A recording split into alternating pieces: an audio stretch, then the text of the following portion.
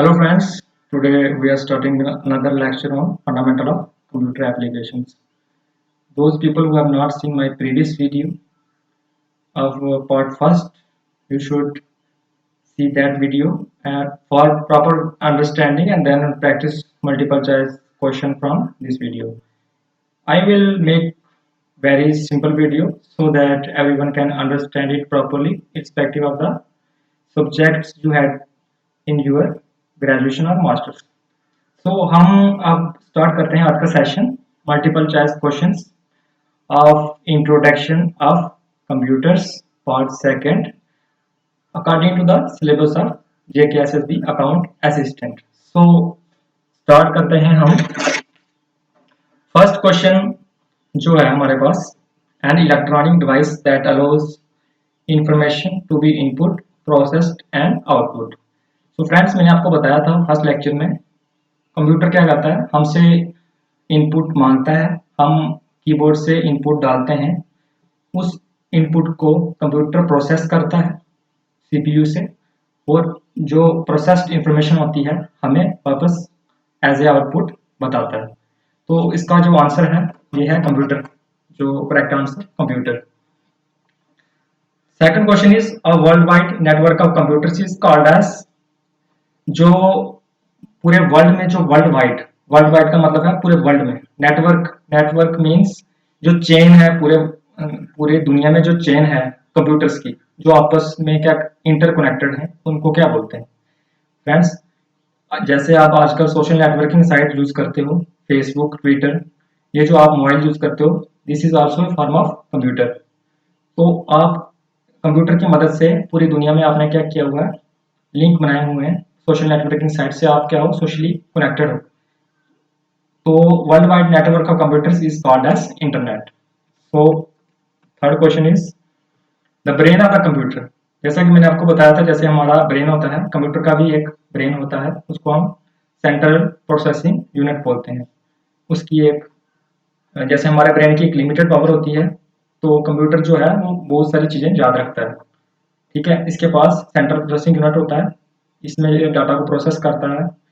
ये कंप्यूटर के पास जो सोचने की जो ताकत होती है वो सीपीयू के थ्रू होती है। ठीक है friends, this part does the calculation, moving and processing of information. जैसा कि मैंने आपको बताया, कैलकुलेशन जितनी भी होंगी वो सीपीयू के अंदर होंगी।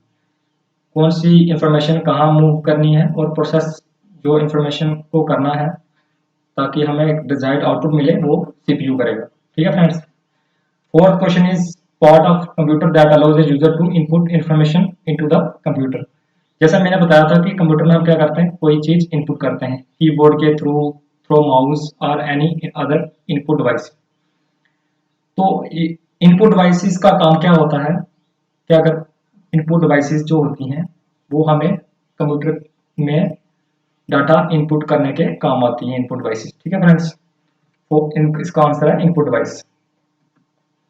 Fifth question is a small picture that represents a folder, program or other things discussed। इनमें से कौन सा स्मॉल पिक्चर होती है जो रिप्रेजेंट करती है फोल्डर को या किसी प्रोग्राम को? तो जो सेकंड ऑप्शन है आपका आइकन, ये है कोई भी फोल्डर होता है कंप्यूटर के अंदर, या कोई भी फाइल हम जब सेव करते हैं तो आइकन जो होता है वो आइकन की शेप में होता है, एक लोगों की शेप में हमें दिखता है, कोई भी फोल्डर होता है जो वो, this is also called a graphical user interface.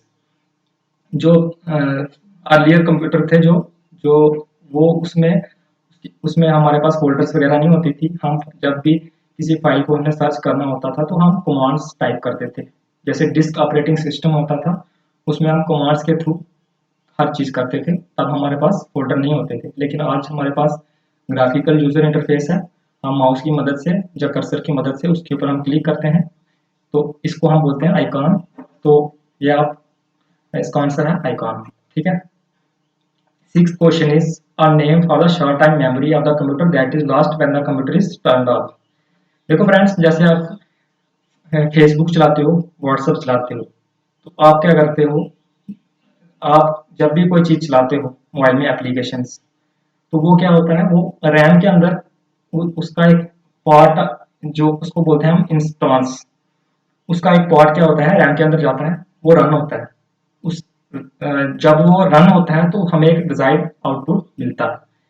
तो रैम का फंक्शन ये होता है कि जितने भी हम हमारे प्रोग्राम्स होते हैं, फेसबुक, व्हाट्सएप या कोई भी प्रोग्राम होता है ना, वो रैम के अंदर जाके रन होता है।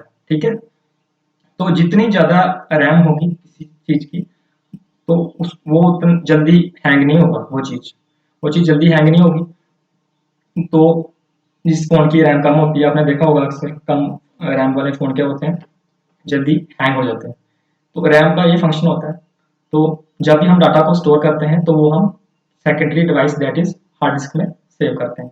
रैम में क्या होता है, टेम्परेरी प्रोग्राम जाते हैं, रन होते हैं, उसके बाद जो मेमोरी होती है वो सेव नहीं होती है, जो मेमोरी में जो कंटेंट्स होता है वो सेव नहीं होता है। तो जब भी हमारा बैटरी हमारी खत्म हो जाती है लैपटॉप की, या फिर किसी कारण हमारा लैपटॉप स्विच ऑफ हो जाता है, तो जो प्रोग्राम हम चला रहे होते हैं वो हमें दिखता नहीं है अगर हमने सेव ना किया हो। जब भी हम किसी चीज सेव के बटन के ऊपर क्लिक करते हैं तो वो ऑटोमेटिकली हार्ड डिस्क में वो चीज सेव हो जाती है। तो रैम में क्या होता है, प्रोग्राम रन हो रहे होते हैं लेकिन सेव नहीं होते, उनको हमें सेव करना पड़ता है।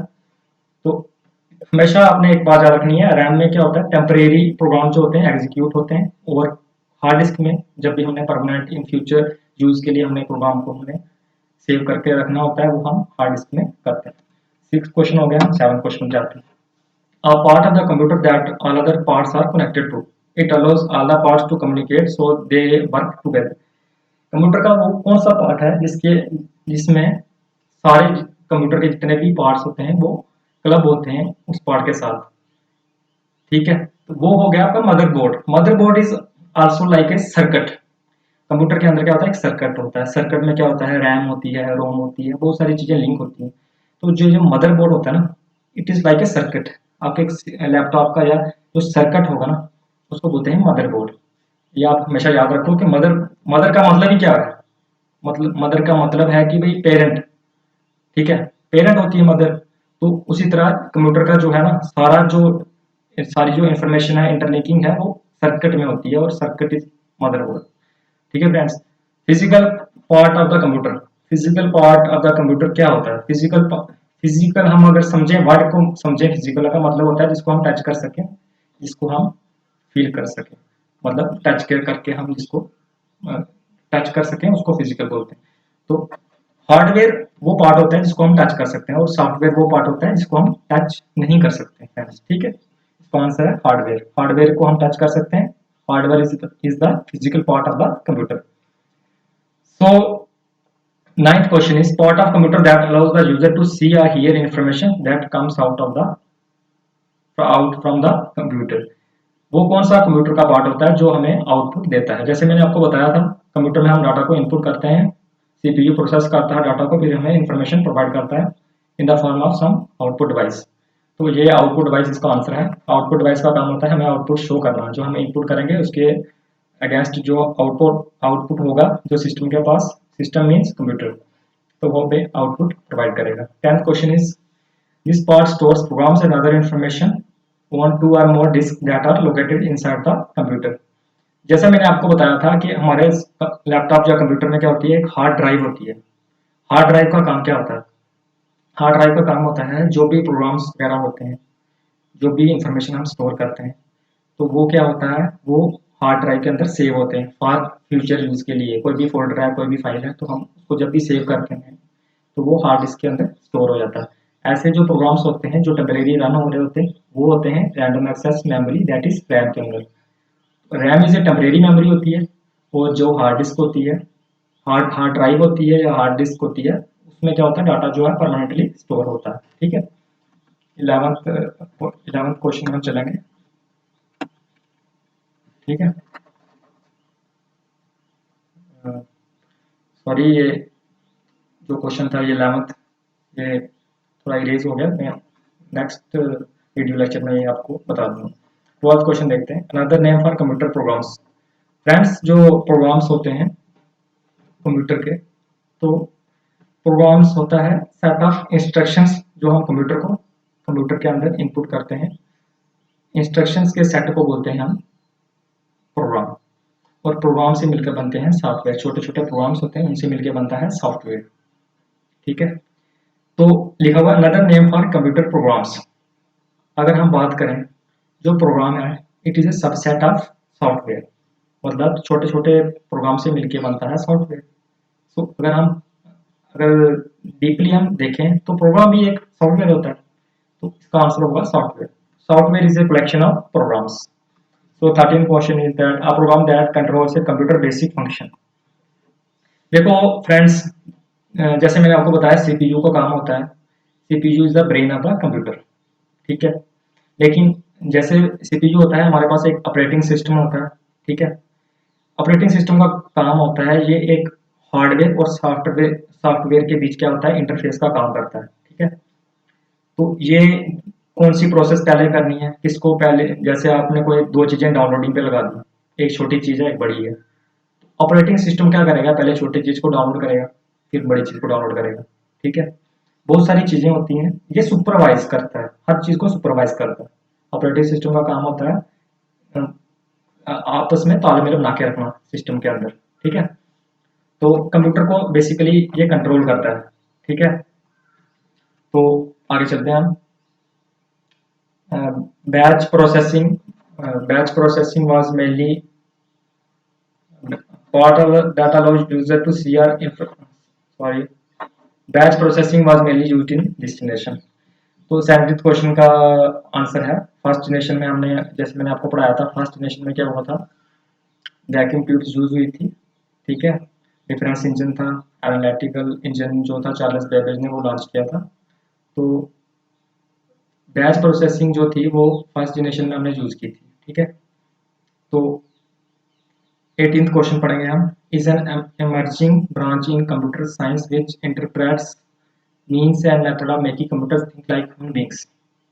फ्रेंड्स, अगर आप फर्स्ट जो हमारी वीडियो है, वीडियो सीरीज की जो फर्स्ट वीडियो थी इंट्रोडक्शन पार्ट कंप्यूटर का, तो उसमें मैंने आपको बताया था 1990 के बाद अभी तक फिफ्थ जनरेशन ऑफ कंप्यूटर चल रहा है। उसमें क्या होता है, आर्टिफिशियल इंटेलिजेंस जो है ये हम डेवलप करते हैं रोबोट्स के अंदर। आर्टिफिशियल इंटेलिजेंस का मतलब ही ये है कि आर्टिफिशियल तरीके से हम क्या करते हैं, सिस्टम्स या रोबोट्स, उनके अंदर हम क्या करते हैं, आर्टिफिशियल एक तरीके से उनके अंदर इंटेलिजेंस हम क्या करते हैं, डेवलप करते हैं, ताकि वो ह्यूमन बींग्स की तरह सोच पाए। वैसे अगर हम बात करें तो कंप्यूटर्स के पास सोचने की एबिलिटी नहीं होती। जिस तरह के हम कंप्यूटर के अंदर प्रोग्राम फीड करते हैं उसी तरह से वो आगे से रिस्पॉन्ड करते हैं। लेकिन कुछ हद तक हम अगर बात करें तो हमने रोबोट्स के अंदर हमने वो इंटेलिजेंस हमने डेवलप की है आर्टिफिशियल इंटेलिजेंस के थ्रू, ताकि वो कुछ सिचुएशंस में ह्यूमन बींग्स की तरह काम कर पाए। तो एक आर्टिफिशियल इंटेलिजेंस जो एक बहुत इंटरेस्टिंग सब्जेक्ट है, प्रेजेंट अगर हम बात करें तो ये एक बहुत इमर्जिंग फील्ड है कंप्यूटर साइंस की। रोबोटिक्स, नेचुरल लैंग्वेज प्रोसेसिंग, जितनी भी चीज़ें हैं ना, ये सब आर्टिफिशियल इंटेलिजेंस के अंदर आती हैं। तो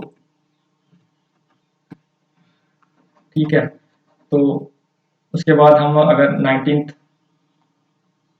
19th क्वेश्चन पे हम देखें तो ULSI स्टैंड्स फॉर, ठीक है फ्रेंड्स। तो इसका मतलब क्या है, जो very ultra large scale integrated circuits, यहाँ पे पीपीटी अच्छे तरीके से वहाँ पे इसके डायमेंशन फिट नहीं हो पा रहे, कोई बात नहीं। जो 19th क्वेश्चन है ये आप देख लो, ULSI, जैसे VLSI था very large scale integrated circuits, वैसे ये है ultra large scale integrated circuits. This is very important question, ये एग्जाम में पूछा जाएगा, तो आपको तैयार होना चाहिए। जैसे VLSI, ULSI, ठीक है, ये बहुत इंपॉर्टेंट क्वेश्चन है, तो पता होना चाहिए आपको ये इनकी जनरेशन कौन सी थी। ये जो ULSI है, ultra large scale integration circuits, ठीक है, मिलियंस ऑफ ट्रांजिस्टर्स को मिला के, इंटीग्रेटेड सर्किट्स को मिला के ये बनता है, ठीक है। वेरी इंपॉर्टेंट टॉपिक, ये फिफ्थ जनरेशन में हम यूज करते हैं आजकल, ठीक है। मिलियंस ऑफ ट्रांजिस्टर्स और इंटीग्रेटेड सर्किट्स को कंबाइन करके ULSI बनता है, ठीक है फ्रेंड्स। तो नेक्स्ट वीडियो में हम फंडामेंटल ऑफ कंप्यूटर एप्लीकेशंस के बारे में और डिटेल में पढ़ेंगे सिलेबस के अकॉर्डिंग, ठीक है फ्रेंड्स। तो आज का जो हमारा लेक्चर है वो ख़त्म होता है, तो इसकी पीपीटी मैं डिस्क्रिप्शन बॉक्स में डाल दूंगा ताकि आप अच्छे से एग्ज़ाम प्रिपेयर कर पाओ। ठीक है friends, have a nice time. I hope कि आप एग्जाम अच्छे से प्रिपेयर करोगे और अच्छे से एग्जाम को क्वालिफाई करोगे। Have a nice time, thanks a lot.